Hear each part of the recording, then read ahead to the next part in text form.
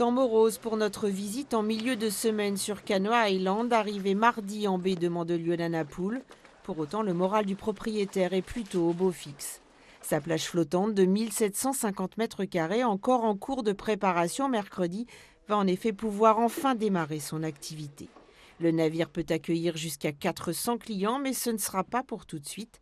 Sa première saison estivale sera en réalité assez minimaliste.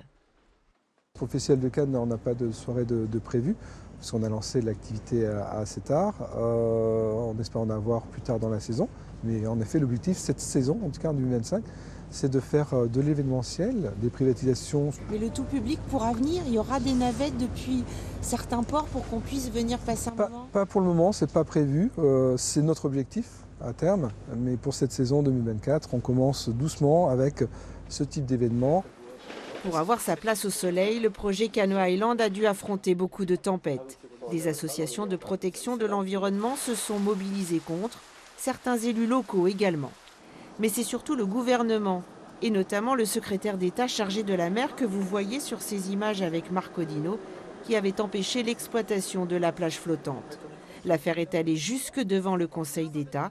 Finalement, la justice a donné raison aux propriétaires du navire. Pour autant, ils savent qu'une certaine hostilité subsiste, ainsi que des accusations d'atteinte à l'environnement. C'est comme celui qui a une voiture, il dit « Ah mais lui il conduit mal, il va griller le stop ». Enfin, attendez qu'il grille le stop et puis vous lui mettez une amende.